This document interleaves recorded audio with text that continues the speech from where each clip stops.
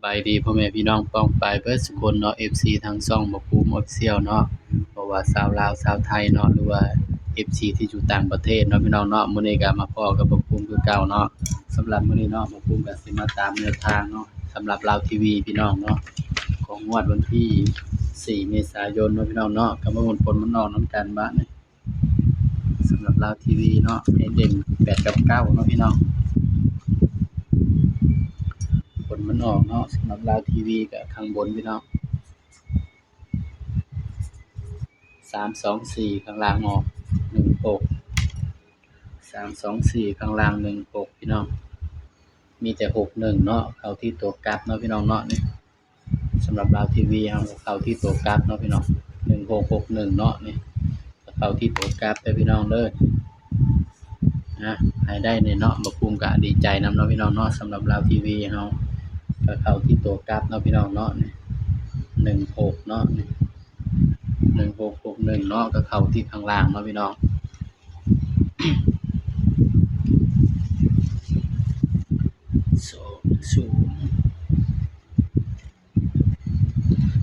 ก็ไปกันต่อเนาะพี่น้องเนาะบัดนี้ของงวดวันที่5เมษายนเด้อพี่น้องเด้อสำหรับลาวทีวีเฮาเนาะถือว่าปังเนาะพี่น้องไปกันต่อพี่น้องงวด5เมษายนบัดสำหรับแนวทางลาวทีวีเนาะพี่น้องเนาะโอ้ยปากกาก็กิ๊ดเลยพี่น้องเนี่ยเขียนเบิดคักเลยพี่น้องเขียนจนเบิดเนาะพี่น้อง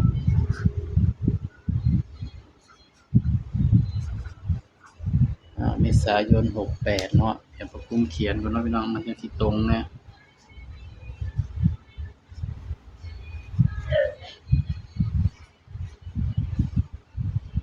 หวยลาวทีวี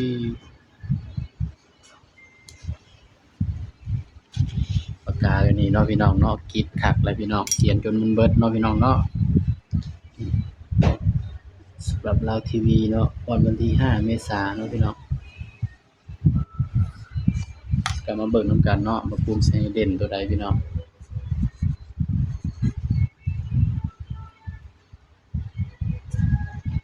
สำหรับสูตรลาวทีวีเนาะต้องใช้สูตรนี้เนาะพี่น้อง324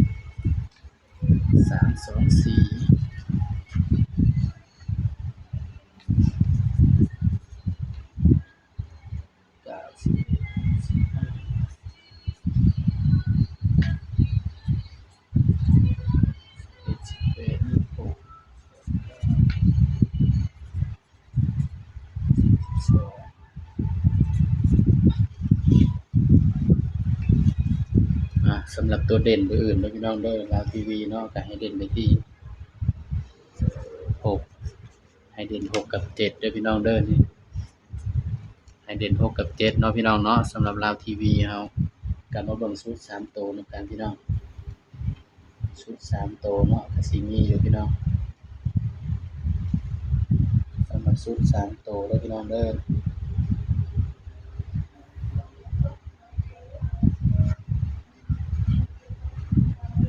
3ตัว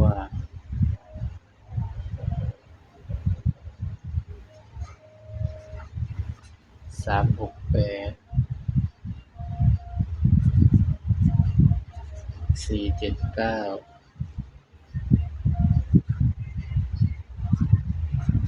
651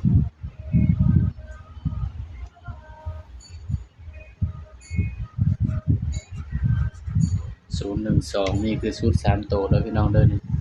ถ้าไผมักก็เอาไปเป็นแนวทางเลยเนาะพี่น้องเนาะสำหรับสูตร3ตัวลาวทีวีเนาะบัดนี้ก็มาจับสูตร2ตัวนำกันพี่น้องบ่ภูมิก็สิให้บ่หลายเด้อพี่น้องเด้อ6คู่เนาะ63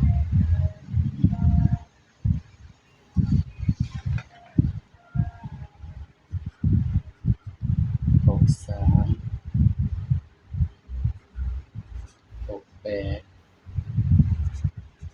83 74 79 94นี่เด้อพี่น้องเด้อที่จริงมันก็สิมีอยู่เนาะมันก็สิมี64ก็ยังบ่ได้จับเนาะพี่น้องเนาะอย่ามันหลายเนาะก็สิมีอยู่